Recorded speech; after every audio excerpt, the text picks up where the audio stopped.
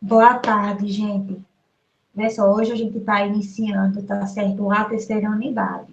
Mas para a gente dar início aos conteúdos referente à terceira unidade de física, eu quero comentar com vocês um pouquinho, tá? De uma maneira geral, a avaliação da segunda unidade, tá certo? Dando mais enfoque aos erros que teve nas questões da prova por grande maioria, tá certo, dos alunos. Tanto do C como do D. Olha só, vocês sabem que a prova ela foi composta em si de 8 questões obrigatórias e uma extra que é referente a um dos assuntos que fechou a segunda unidade, mas esse assunto ele é importante ser revisto porque ele vai ser toda a base para um dos assuntos da terceira unidade, tá certo? Que é a questão da lei dos gases ideais, tá?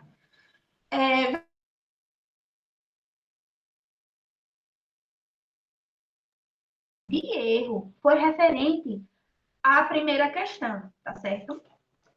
Nossa primeira questão aqui, tá? Ela não tinha cálculo, tá?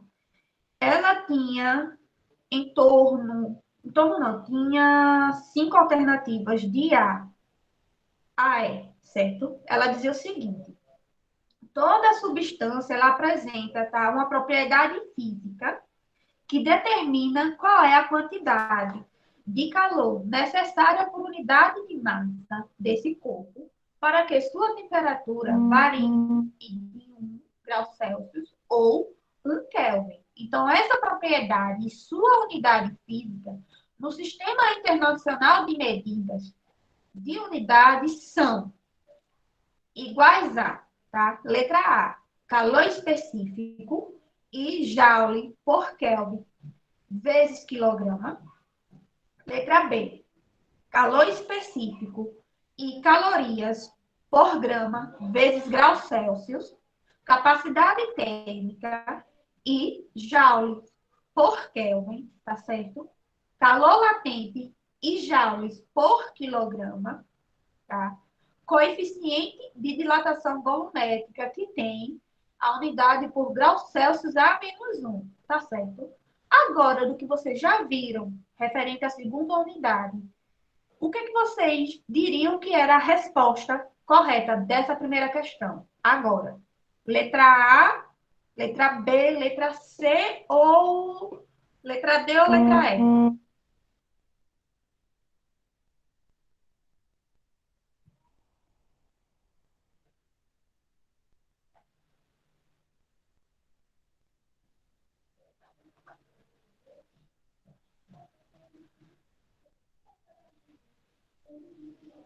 E aí, gente? O que vocês acham? Qual era a resposta dessa primeira questão? Agora, o que vocês acham? É letra A, letra B, letra C, letra D ou letra E?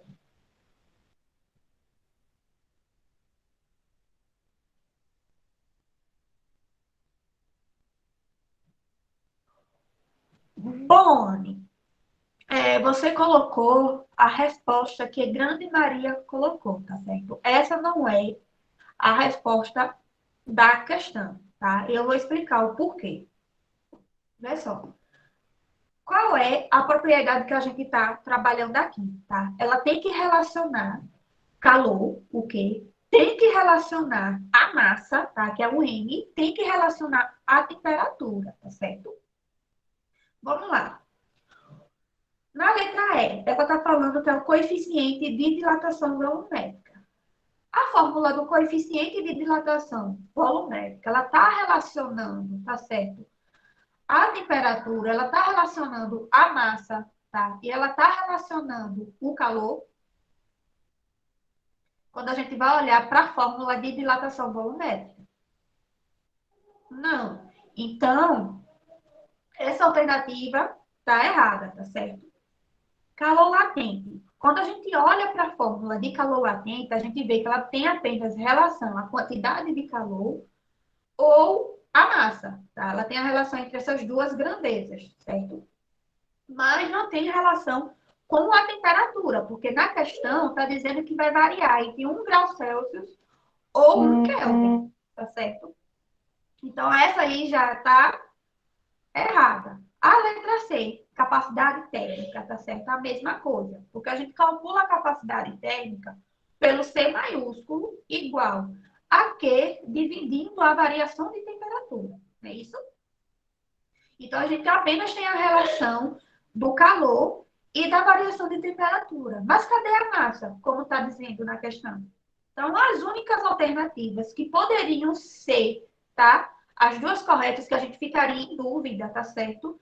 Era a A e a B, porque ela está falando do calor específico, que tem como fórmula o C minúsculo igual a Q dividindo a massa vezes a variação de temperatura, certo? Então, por conta disso, a gente poderia ficar em dúvida dessas duas alternativas. O que vai diferenciar aí, tá? É a unidade física. Vê só. Para calor, a gente pode ter ou joules ou calorias, tá certo? Que é o quê? Para massa, a gente pode ter ou gramas ou quilogramas, tá certo? E para temperatura, tá? A gente pode ter ou graus Celsius, que é o C, tá certo? Ou Kelvin, na escala Kelvin, que é o K, tá? Então, por relação dessas grandezas, tá? A unidade física do calor específico, ela pode ser ou calorias por grama vezes graus Celsius, ou joules por quilograma vezes Kelvin. Tá. Aí eu quero fazer uma pergunta para vocês. No nosso dia a dia, tá certo? Nas embalagens de alimentos, em algumas questões do livro, o que é que a gente, quais unidades de calor específico que a gente vê? Que a gente tem contato diariamente?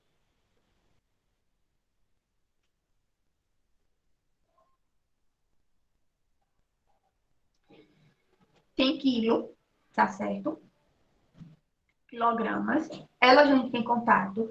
Mas aí a gente também, quando a gente vai olhar aquele rótulo nutricional que tem nos alimentos, a gente vê que está ali descrito algumas substâncias por calorias, tá certo? E no livro de vocês, ele diz o seguinte, tá? Calorias, gramas e graus Celsius são consideradas as unidades mais comuns, tá? Por questões históricas que não convém tanto entrar agora nisso, tá certo? Elas são consideradas unidades mais usuais, calorias, gramas e graus Celsius, mais fáceis, digamos assim, de ser trabalhadas no nosso dia a dia. Tá? Enquanto joules, quilogramas e Kelvin, elas são consideradas unidades padrões, tá? É um padrão, e esse padrão é estabelecido pelo Sistema Internacional de Medidas, o famoso SI, tá? Por quê? Porque tanto joules como quilogramas e a escala Kelvin, a gente pode utilizar quando tiver, tá?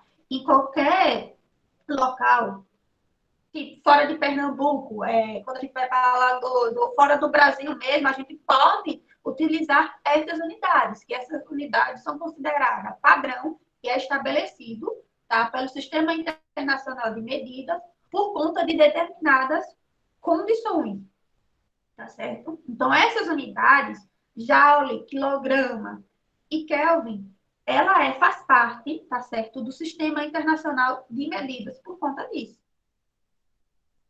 Com isso que eu disse agora, qual seria a alternativa, tá, correta aí, entre A e B?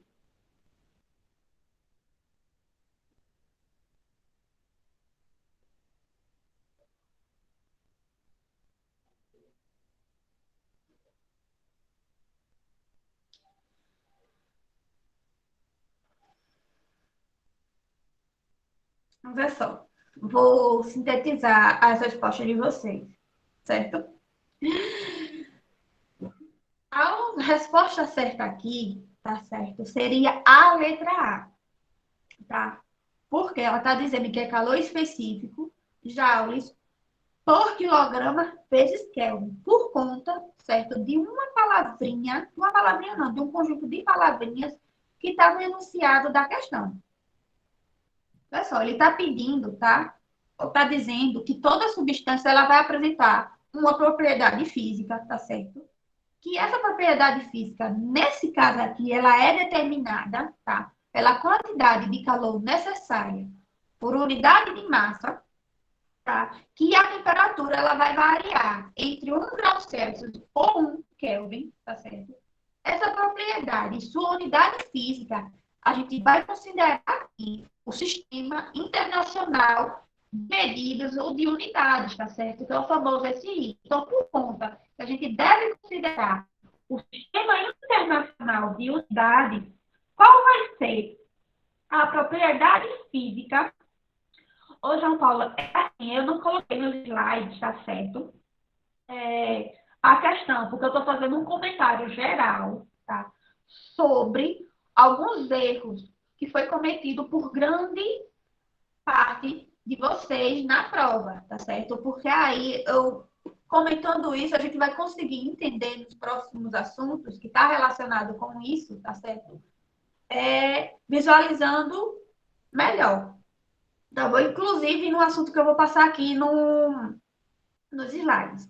Tá? Então, por conta que o enunciado da questão estava pedindo para que a gente considerasse a propriedade, tá, dessa substância e a unidade física no Sistema Internacional de Medidas de Unidades, tá, a gente teria que considerar o padrão que é estabelecido por esse sistema, que é joules por quilograma vezes Kelvin, tá certo? Então, por vocês, eu acho que esqueceram desse detalhe que estava num enunciado, muita gente marcou a alternativa B, tá? Que ela estaria correta se não tivesse pedindo para considerar o sistema internacional de medidas, certo? No caso, essa questão aqui poderia ter duas respostas, se não tivesse dizendo aqui o Sistema Internacional de Medidas, tá? Mas como ele deu um enfoque ao SI, então a resposta correta aqui seria a letra A, tá? Outro erro que foi bastante perceptível na prova, tá certo? Foi em questão, nas últimas questões, tá certo? Que trabalhou os últimos assuntos que a gente viu. Por exemplo, a transformação isotérmica, a transformação isobárica e a transformação isovolumétrica. Eles são conteúdos, tá certo? Que trabalham a temperatura na escala absoluta. E o que é isso? É a temperatura na escala Kelvin. Então, toda a temperatura desses assuntos, eles têm que vir obrigatoriamente na escala Kelvin, certo? Então, muita gente sabia qual era a fórmula das questões, mas por conta de não transformarem as unidades da temperatura, tá certo? Substituírem diretamente, teve esse erro na hora do resultado, certo? Então, quando a gente for trabalhar alguns assuntos, que vocês observarem que ele está tratando, por exemplo, de uma transformação isométrica, isobárica ou isovolumétrica, então a gente vai ter que ter em mente que a temperatura sempre vai ser em escala Kelvin, tá? Antes de qualquer assunto que a gente for iniciar aproximadamente no futuro, tá? Eu vou já dizer para vocês na hora. Esse dado aqui tem que ser sempre nessa escala, tá certo? Em relação à temperatura. Esse assunto, essa fórmula aqui sempre tem que ser trabalhada na temperatura Kelvin, tá certo? Um exemplo disso aqui, tá? Que teve um grande índice de erro, foi a última questão da obrigatória, das 8 questões obrigatórias, tá? A 8. Eu vou virar a câmera aqui, tá, na folhinha, para vocês verem como seria a resolução dessa questão.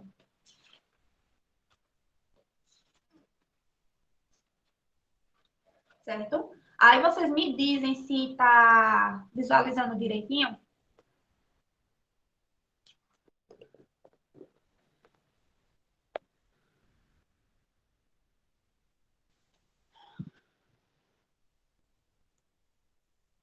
E aí, vocês estão conseguindo visualizar a folha em branco?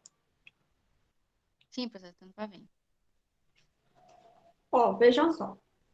A questão, ela diz o seguinte: a pressão total do ar no interior de um pneu, tá certo? Era de 2,40 atm. Então, essa pressão aqui é a pressão P1, tá certo? 2,40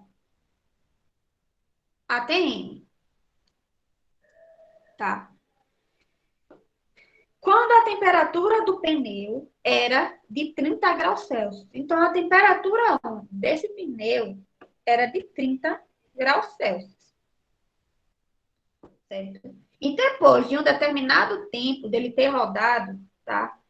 Mediu novamente a pressão e verificou que a pressão ela passou a ser de 2,7 atm. Então, a gente diz que essa é a pressão 2, tá? 2,7 atm. Então, supondo que a variação do volume desse pneu era desprezível, tá? Quando a gente diz desprezível, ela permaneceu constante. Então, qual é a nova temperatura em Kelvin desse pneu? Tá? Então, ele quer saber aqui a questão do T2, tá certo? Vê só. Se ele está dizendo que a variação do volume é desprezível, então ele está dizendo que o volume é constante, então está trabalhando, tá? Uma transformação isovolumétrica. Se o volume permaneceu constante, é uma transformação isovolumétrica que tem como fórmula, tá? P1 dividindo T1 igual a P2 dividindo T2, certo? Aí, versão, foi o que eu disse para vocês logo no comecinho. Tanto a transformação isotérmica como a transformação isobárica e a transformação isovolumétrica, eles trabalham a variação de temperatura na escala absoluta, onde essa escala absoluta a gente chama de a escala Kelvin. Então, a temperatura T1, tá? O dado que foi fornecido na questão, ela estava em graus Celsius. Então, de forma obrigatória, para poder utilizar a fórmula da transformação isovolumétrica, a gente tem que transformar a unidade de graus Celsius para Kelvin. Certo? Isso é o primeiro passo para resolver a questão. Tá? Como é que a gente faz essa transformação? Certo? TK vai ser igual a 273, ok? TK vai ser igual. Qual é o valor da temperatura em graus Celsius? 30. 30 mais 273. Então, a temperatura, tá? Na escala Kelvin, vai ser, tá? O valor após a soma de 30 mais 273. Então, qual seria o valor da temperatura? O valor dessa temperatura vai ser de 303 Kelvin. Vê só, Thaís, não perdeu nenhuma informação assim, considerada importante, tá? Porque eu estou iniciando agora por alguns comentários gerais da avaliação da segunda unidade. Mas como eu estou gravando a videoconferência e vou disponibilizar lá no Classroom, você pode ver o comecinho que você perdeu, tá certo? Aí, voltando aqui. Depois que a gente fez a transformação da temperatura de graus Celsius para Kelvin, tá? A gente pode utilizar a fórmula da transformação isovolumétrica, certo? Então, aqui a gente já pode substituir. Deixa eu colocar mais um pouquinho para cá. Certo, agora substituindo. Quem é P1? P1 é 2,40 atm. Dividindo T1. T1 a gente vai usar o valor de 303 Kelvin. igual a P2, certo? Que P2 a gente tem um valor de 2,7 atm, dividindo, tá? A variação, a temperatura T2, ok? Então, aqui, certo? A gente faz meio pelos extremos, tá? Onde 200 não, desculpe, 2,40 atm vezes T2 vai ser igual a 2,7 atm vezes 303 Kelvin. Tá? A multiplicação desses dois valores, a gente tem um valor de 818,1, tá? Kelvin vezes atm. Então, o que a gente precisa fazer aqui? Tá? A gente precisa fazer aqui é isolar a incógnita que a gente quer descobrir, que no caso é a temperatura 2. Como é que a gente faz esse isolamento? Tá? Vai passar esse valor de 2,40 atm, que está multiplicando essa incógnita, para depois aí dobrar dividindo.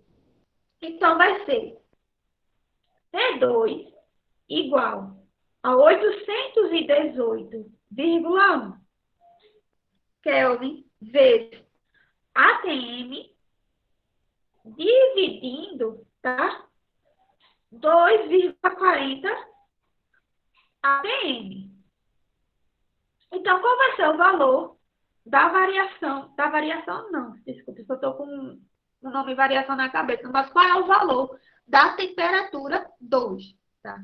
Após fazer a divisão, certo? A gente obtém o valor de 340,875.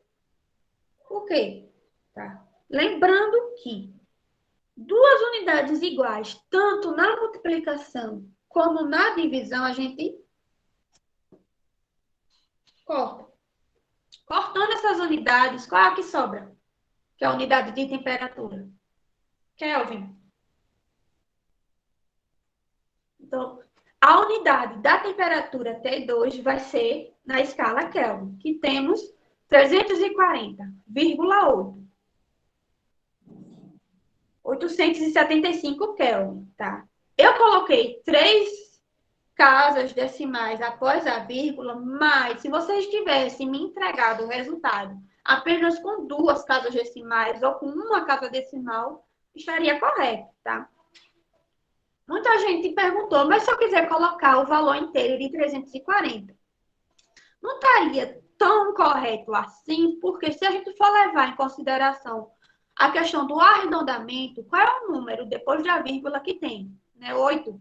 8 é maior que 5. Se a gente quiser arredondar, então o valor seria aqui 341 Kelvin. Então, se a gente quisesse colocar um valor com um número inteiro. Certo? Então, qual foi o erro que foi perceptível aí? Muita gente utilizou o valor da temperatura em graus Celsius e me entregou a temperatura T2 em graus Celsius, onde na questão, tá certo? Eu estava pedindo que a temperatura, já deu um spoiler, tá certo? Que a temperatura teria que ser me dada na escala Kelvin, tá? Então, a gente tem que observar muito, tá certo? Não só em física, tá? Mas em qualquer outra disciplina, o que que o enunciado está pedindo? Oni, isso que você fez, tá? Não é o mais indicado. Por quê? Porque nessa questão, necessariamente, tá? Em alguns assuntos de física, eles são tratados, eles são descritos na temperatura absoluta, que essa temperatura absoluta, como eu já disse, é na escala Kelvin. Então, para a gente utilizar a fórmula para obter o resultado que determinadas questões estão pedindo, tá? A gente precisa fazer antes, de forma obrigatória, a transformação da temperatura, para poder a gente obter, tá, o resultado correto. certo? Mas aí, fiquem tranquilos que se tiver algum assunto que se for trabalhado na temperatura absoluta, tá? Eu sempre vou estar identificando a vocês. Sempre, sempre aqui. Façam a transformação da unidade de temperatura, se necessário, antes de efetuar o cálculo, tá certo?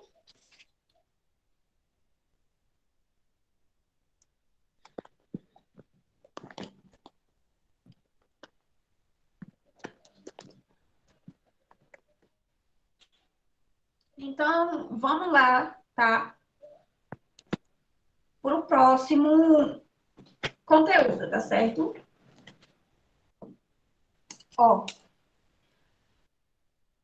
deixa eu compartilhar a tela aqui para vocês.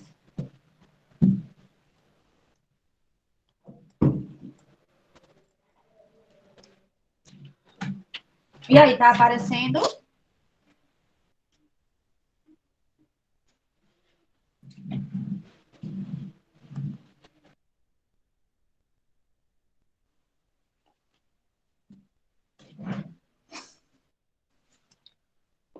Agora tá, professora.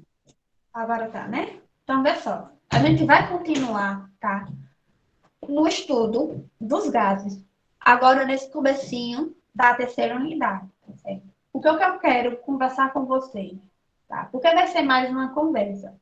Porque várias das coisas que eu vou falar aqui hoje, tá? Vocês já viram, principalmente na disciplina de química, tá? Hoje eu quero falar com vocês, explicar a vocês um pouco sobre o que é a equação de estado dos gases ideais.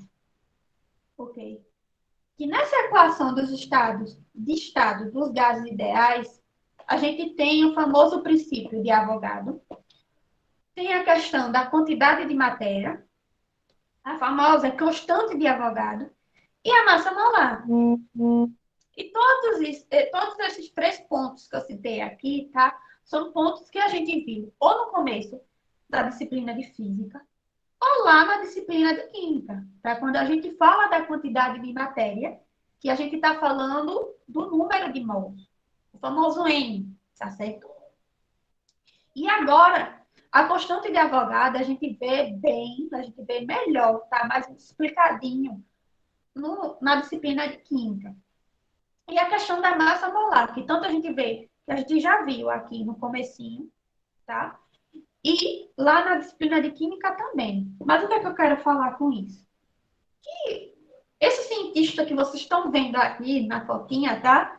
Que é chamado Avogadro, tá? O que é que ele pensou para poder estudar esse princípio que leva o nome dele? Ele pensou o seguinte, que para relacionar, tá, a massa atômica de um determinado elemento, certo? O que é preciso fazer para entender, para relacionar essa massa atômica? Então, esse cientista aí, tá, Avogadro, Amadeu Avogadro, tá, ele realizou um experimento para tentar descobrir, tá, uma propriedade que hoje ela é muito importante na matéria. A gente vai estudar a matéria no geral, tá? O que ele fez nesse experimento? Ele colocou diferentes gases, tá? Em uma mesma pressão e temperatura dentro de um recipiente que tinha já um volume definido, tá certo? E o resultado que ele obteve desse experimento foi o seguinte, tá?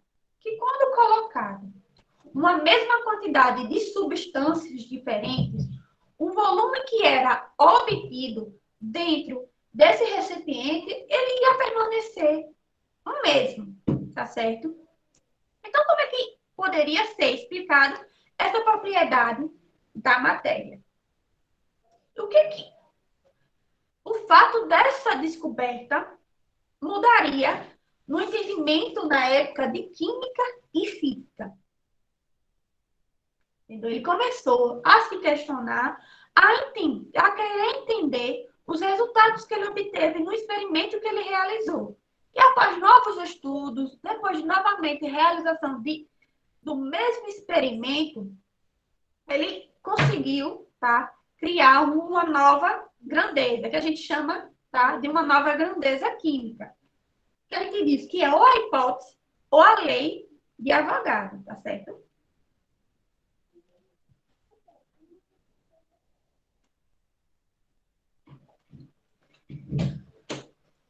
Aí, o seguinte, o que é que ele quer dizer com essa hipótese, ou lei, ou princípio de Avogadro, tá? Da sua principal observação nos experimentos, tá certo? Ele conseguiu quebrar, tá? Determinados conceitos que se tinha na época, onde acreditava que todas as substâncias, tá? Era formado por um único átomo, tá? E não por ligação entre diferentes tipos de átomos, tá certo? Na época, uma substância era formada apenas por um único átomo só, que hoje a gente sabe que isso não é verdade. Que a gente consegue formar uma substância, tá? Através de a ligação de diferentes tipos de átomos. E ele conseguiu afirmar isso com o experimento que ele realizou. Por isso que a gente chama de princípio de Avogadro. Onde ele diz o seguinte: volumes iguais de gases a uma mesma temperatura e pressão, eles vão conter o mesmo número de partículas, tá certo? Ou seja, se nós formos medir, tá, um determinado volume de um recipiente e ele for cheio, por exemplo, de oxigênio, então a quantidade de moléculas de oxigênio será a mesma de um volume cheio de hidrogênio, tá certo? É mais ou menos assim que ele quis dizer, tá? Com essa hipótese que ele criou.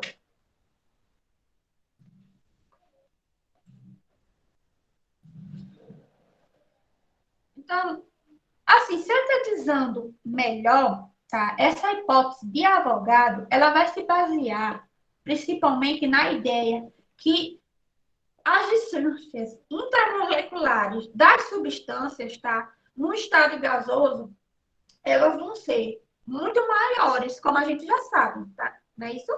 Do que o tamanho das moléculas. Então, é desse modo que a gente consegue entender, consegue ver que, de forma independente do tamanho das moléculas, o volume que o gás vai ocupar no recipiente, ele é proporcional ao número de moléculas dos átomos que compõem essa substância, certo? Ok, até aí. Sim. Agora, quero ver de vocês a questão da quantidade de matéria, o número de mols. Vocês conseguem me dizer o que a quantidade de matéria nos vai dizer, nos vai indicar?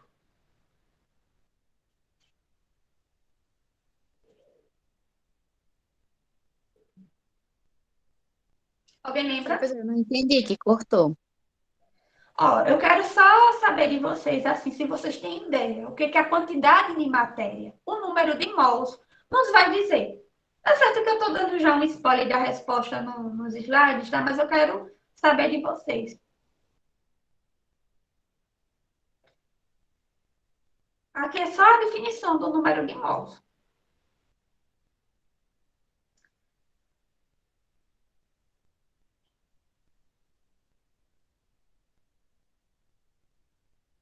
Ó, vê só. Vou sintetizar as respostas que vocês falaram aí, tá certo?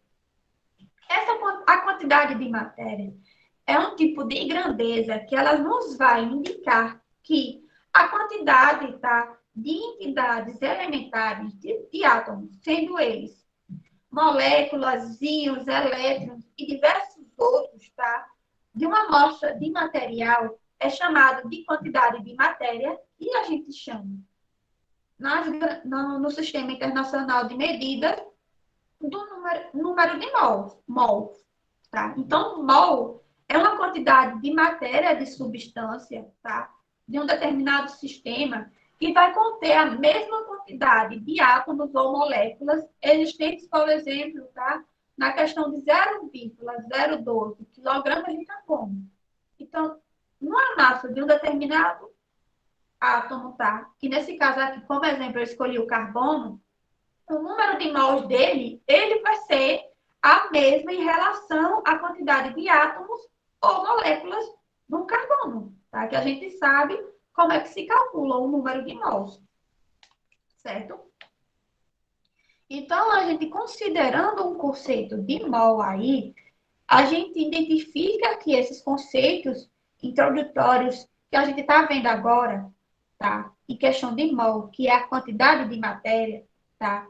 E a partir desses conceitos, Amadeu Avogadro, ele conseguiu realizar um ensaio, um experimento, tá certo? Que provou que uma quantidade de, por exemplo, 12 gramas de carbono, ele continha 6,02 vezes 10 elevado a 23 átomos de carbono. Então, o que a gente consegue avaliar com isso? A gente consegue avaliar com isso que outros átomos, eles foram medidos em comparação, tá, ao átomo de carbono. Então, a gente pode expandir essa teoria, essa medida, tá, para os outros. Ou seja, a quantidade de átomos, tá, é equivalente à quantidade que se tem em 12 gramas de carbono, que é um mol. Certo? Ele, a partir dessa explicação que ele dá, a gente conseguiu entender melhor a questão da quantidade de matérias. Como é que a gente pode relacionar isso com outros átomos da tabela. Tá certo?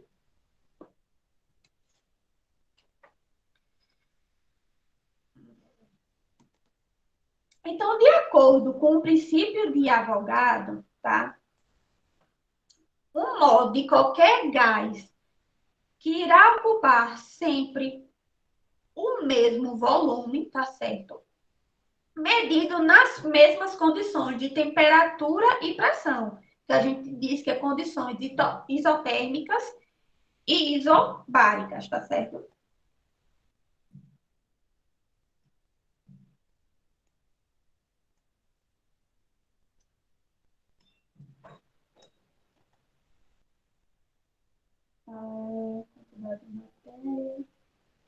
Lei.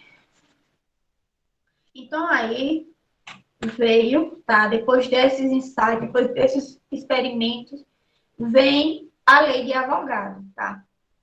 Que a lei de Avogadro, ela é expressa em termos de quantidade fixa de partículas, que a gente diz o número de Avogadro, tá? Que é 6,022 vezes 10 elevado a 23 mol por menos 1, tá? Lembrando, lembra que eu disse agorinha no começo, agora há pouco, que esse número de Avogadro, ele foi identificado, ele foi postulado a partir do estudo dele, da quantidade de matérias com o átomo de carbono, certo? Então, a gente fala, tá, que o número de Avogadro é 6,0, tá, 22 vezes 10 elevado a 23 mol a menos 1. Então, o que ele quer dizer com isso? Tá?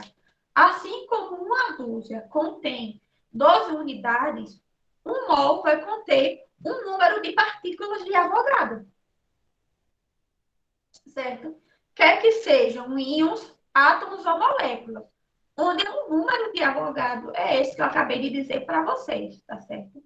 Então, a lei de Avogadro, tá? Por definição, ela diz o seguinte: o volume de gás a uma dada temperatura e pressão, ela é diretamente proporcional à quantidade de matéria do gás.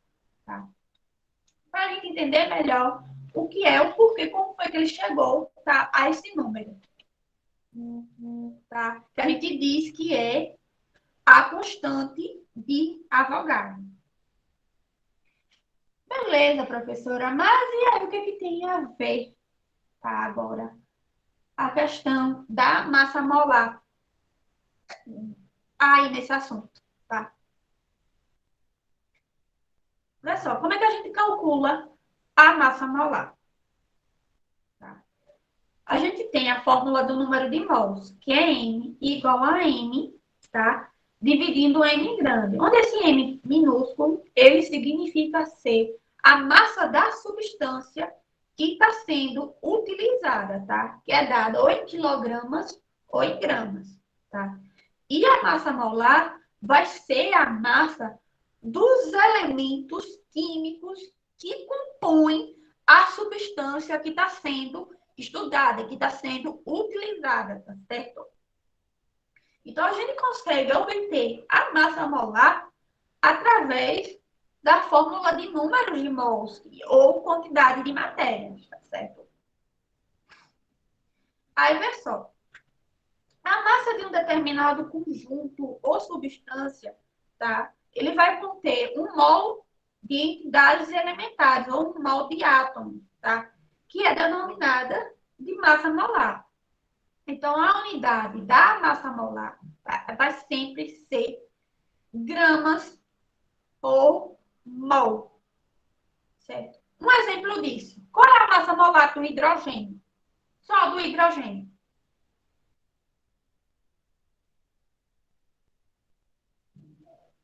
Alguém sabe o número atômico do hidrogênio?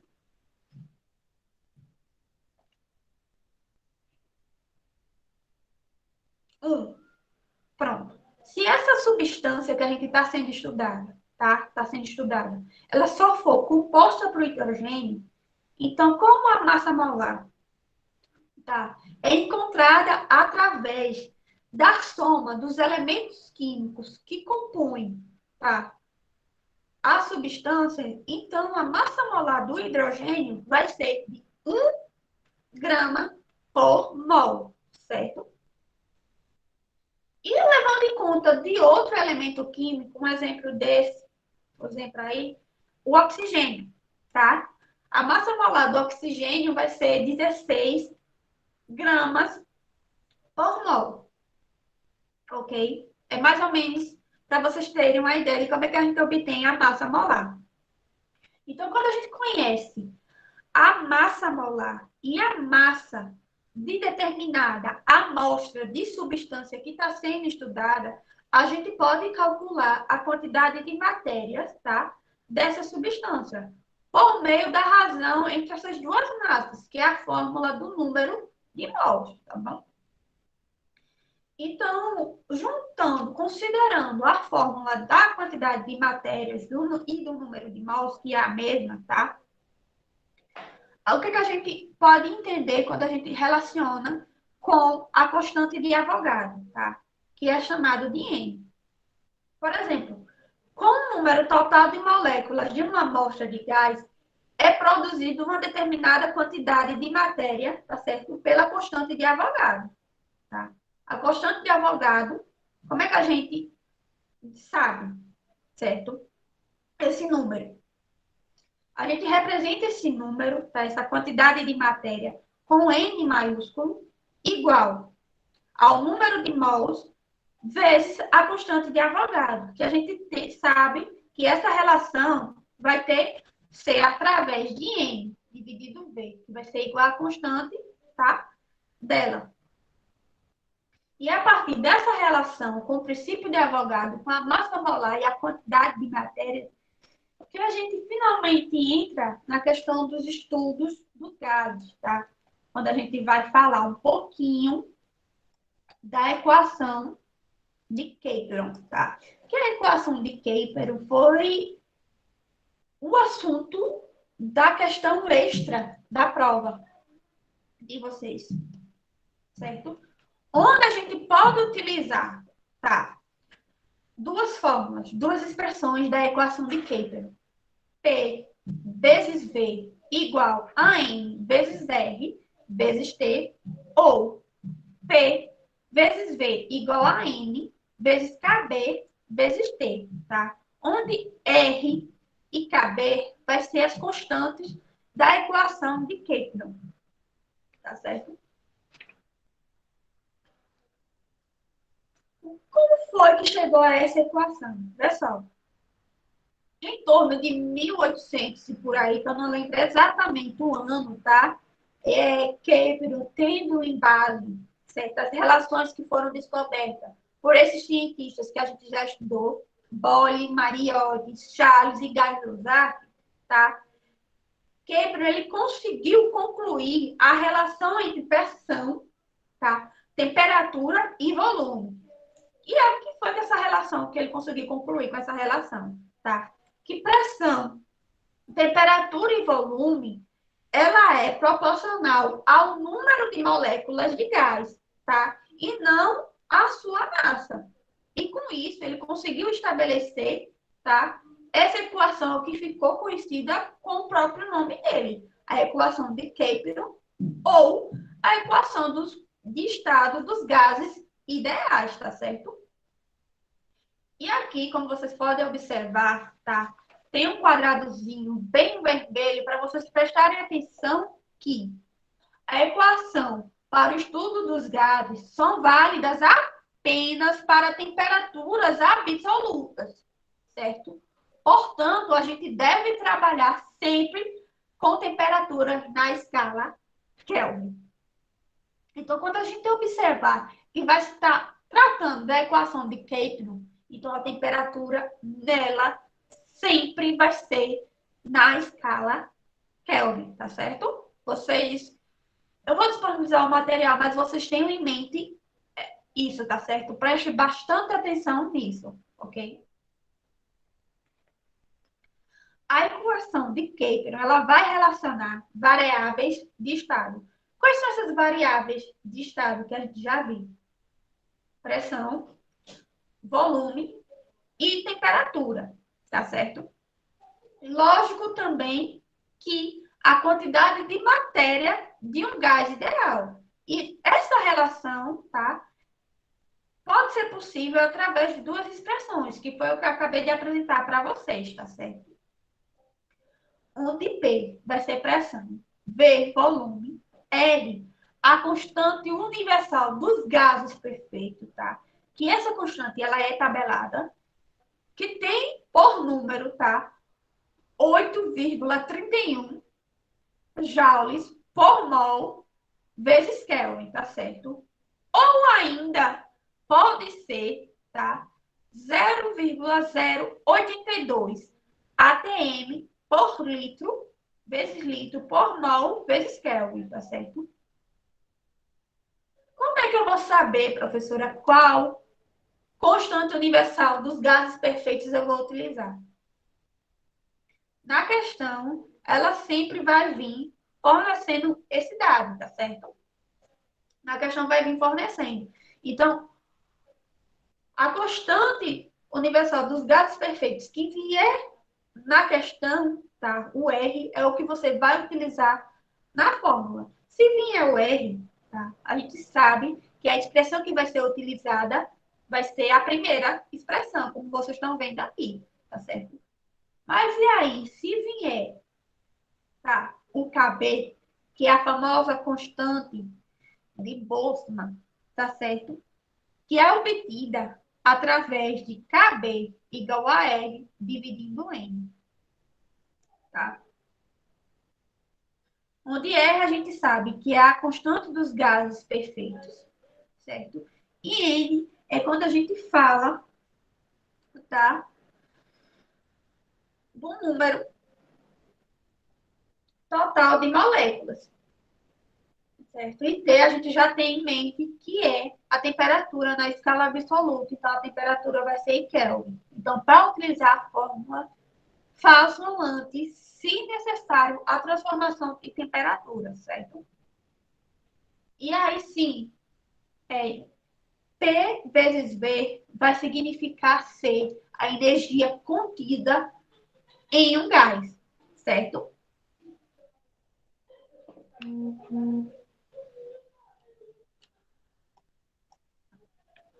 Versão.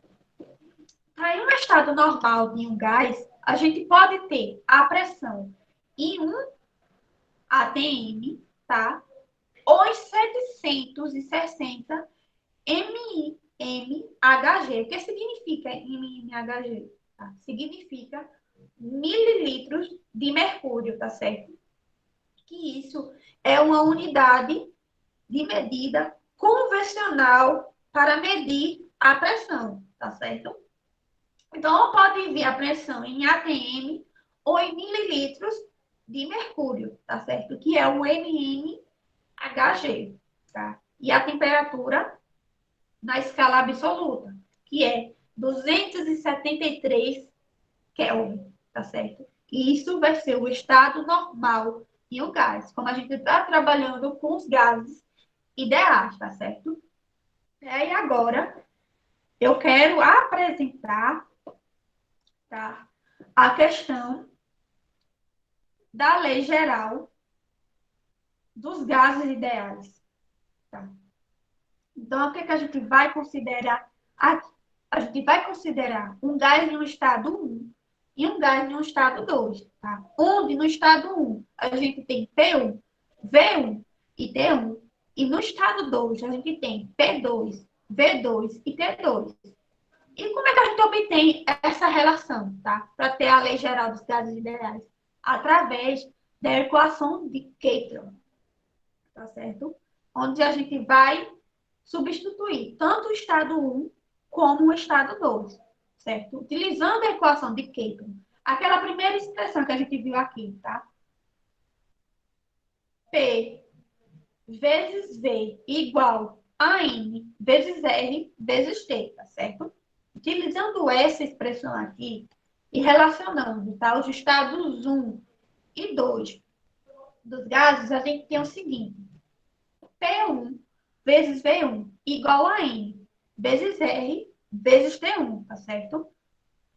Então, fazendo as relações matemáticas possíveis, a gente obtém N vezes R igual a P1 vezes V1 dividindo T1, tá certo? Da mesma forma, a gente vai fazer para o estado 2. P2 vezes V2 igual a N vezes R vezes T2. Então, fazendo as relações matemáticas possíveis nessa fórmula, tá? A gente tem N vezes R igual a P2 vezes V2 dividindo T2. Então, igualando, tá? Essas equações do estado 1 e do estado 2, a gente obtém a lei geral dos gases ideais, tá? Que é P1 vezes V1 dividindo T1 igual a P2 vezes V2 dividindo T2. Aqui, tá certo? Tá bem resumido a relação que tem da lei dos gases ideais para a gente obter, tá certo? Para vocês entenderem como foi que chegou nessa fórmula, tá? Porque se eu for colocar a relação que se tem de um gás de estado 1 e 2 para chegar na fórmula final vai tomar bastante tempo, mas aí, tá certo? Tá bem resumido,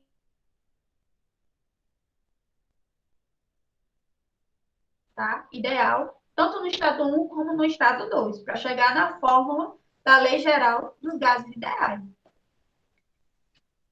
Mas aí só vai ficar só nisso, como é que a gente aplica, tá? E nas questões, essa fórmula. Aí eu coloquei para vocês alguns exemplos, tá? Que eu vou virar novamente a câmera. Deixa eu pegar assim. Para que vocês vejam, certo? Como é que a gente vai relacionar essas fórmulas que a gente acabou de ver aqui, a teoria delas, tá? Só um instante.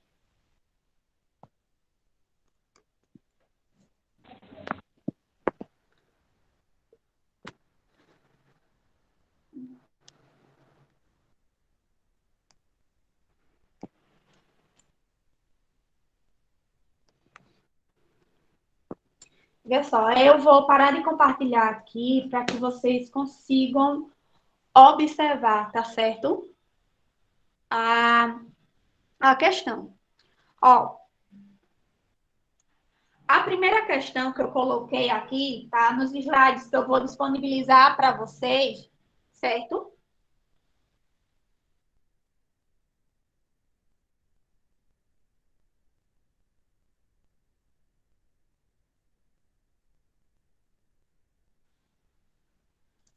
Aí, vê só. A primeira questão, ela diz o seguinte, tá? Determine o número de mols de um gás que ocupa o volume de 80 litros, tá? Então, esse gás, ela vai estar a uma pressão de 4 atm e uma temperatura tá? De 120 Kelvin. E ela tem como dado, tá? O R sendo. Vocês estão conseguindo visualizar?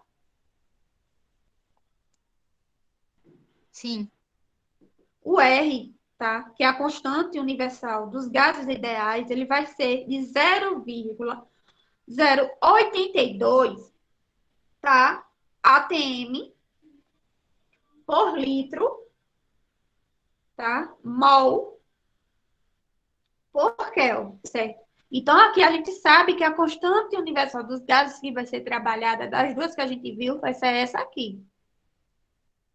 E também, além do R, que a questão fornecer, ela forneceu o volume, tá? De 80 litros, forneceu a pressão de 4 atm. O que, é que a questão está pedindo?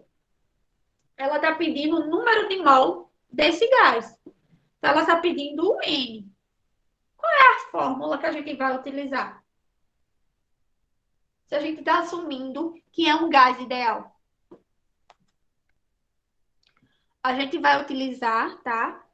A equação de Capron, ou a equação dos gases ideais, que é a seguinte expressão, certo? P vezes V igual a N vezes R vezes T. Ó, aí vocês observam o seguinte, nesse caso aqui, a temperatura, ela não vai precisar ser transformada, tá? Porque a temperatura, ela vai estar já na escala absoluta, que é em 120 Kelvin. Vai estar já na temperatura em Kelvin, tá certo? Então, aqui a gente pode substituir direto na fórmula, tá certo? Onde P vai ser igual, vai ser 4 atm, tá? V vai ser 80 litros, então vai ser 4 atm vezes 80 litros, igual a N, que é o que a gente quer saber, tá certo? Vezes 0,082 atm por litro, mol por Kelvin, tá?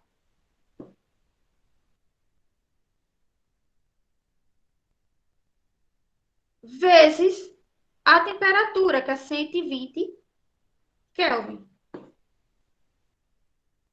O que é que a gente precisa fazer aqui, tá?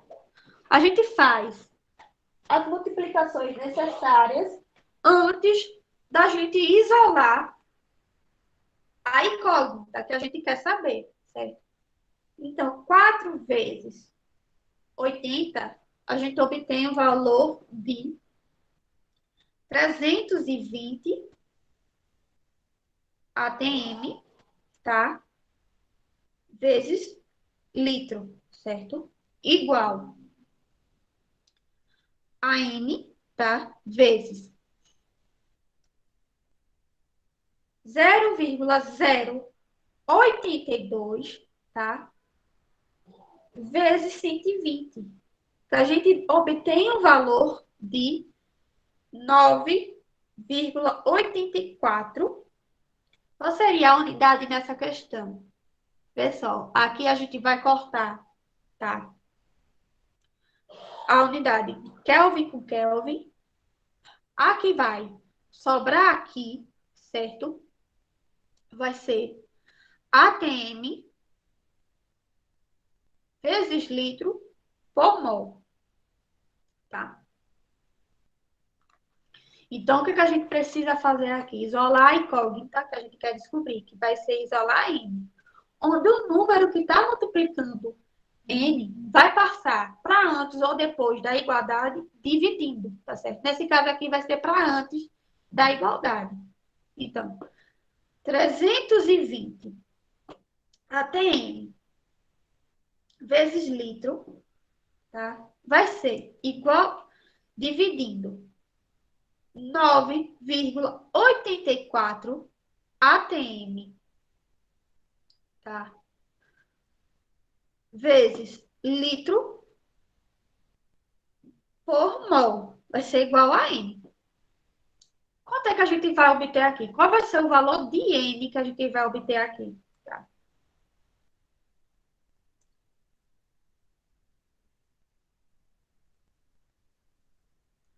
A gente vai obter o valor de 32,52.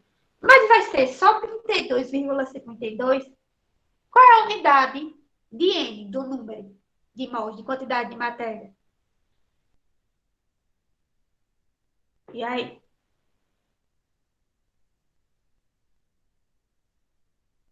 Mol. Mol, tá?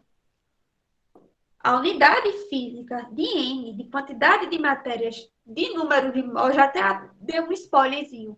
Sempre vai ser mol, tá certo? E observando aqui na fórmula, tá? Essas unidades iguais aqui a gente vai cortar. ATM com ATM, litro por litro. Aqui sobra mol. Então, essa vai ser a unidade física de N, tá certo? Aqui, nesse caso, nesse exemplo, a gente já fez apenas uma substituição direta, tá? Para não alongar muito a aula, tá? Senão vai demorar um pouquinho, certo? Além do tempo estimado. Eu coloquei mais dois exemplos aí. Esses dois exemplos eu vou deixar para que vocês treinem em casa, tá? Eu vou disponibilizar lá no Classroom os slides, que lá no finalzinho vocês vão ver, certo? Qualquer dúvida que vocês tiverem e tentar resolver esses dois últimos exemplos, vocês podem estar entrando em contato comigo, tá certo? Para ajudar vocês, tanto pelo Classroom ou pelo WhatsApp, que eu acho que a maioria de vocês já tem meu número, tá certo?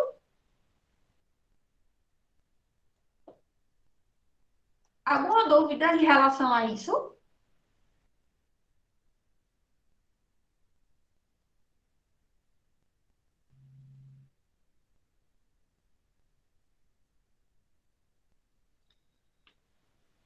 Eu posso concluir que não, né? Então, vou disponibilizar lá, tá certo? Os slides e assim que ficar pronta a gravação também.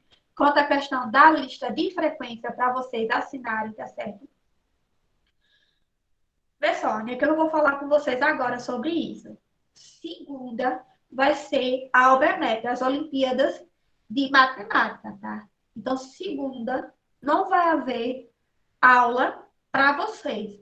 A Albermep, as Olimpíadas de Matemática, tanto o terceiro como o segundo e o primeiro ano, eles podem realizar. Então, é importante que vocês participem, tá certo? Disso. Então, segunda-feira nem vai haver aula presencial e nem aula online, tá certo? Para vocês terem tempo, terem uma concentração, tá certo? Sem se preocupar com as aulas para realizar a OBM, para realizar a Olimpíada de Matemática. Aí eu vou falar referente à disciplina de física. Vê só. Quem fizer a OBMEP, tá certo? E tirar o printzinho quando fizer e enviar para mim, que eu vou abrir na segunda-feira uma abazinha de atividades para vocês enviarem após a realização da obra método, o print, eu vou estar dando uma pontuação de atividade referente à participação de vocês na Olimpíada de Matemática, tá certo? Mas aí, lembrando que eu só vou considerar essa pontuação de atividade assim que vocês me enviarem um print pela abazinha de atividades lá do Classroom, que segunda-feira eu abro, certo?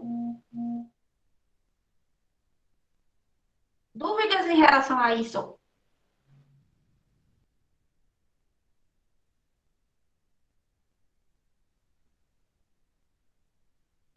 Não, professor, eles também mandaram no grupo também, já. Já, né? Então, pronto. Fora isso, eu já posso dar por encerrada as aulas, a aula de física agora de tarde, tá? Qualquer coisa, qualquer dúvida sobre a questão da UBMF, sobre as duas questões de exemplos, tá? Que eu deixei para vocês treinarem em casa referente a esse assunto. Vocês podem estar me dizendo que aí eu vou.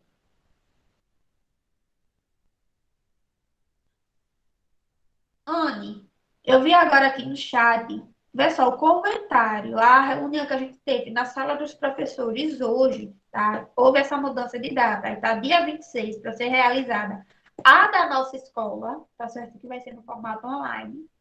Dia 27 na terça, que dia 26 na segunda, vai ser, vocês não vão ter aula, tanto no formato online como no presencial, tá? Para fazer as provas. Dia 27 vai ser para quem se atrasou na realização dessas provas. Mas aí vai ter aula normal, tá? Tanto online como presencial. Certo?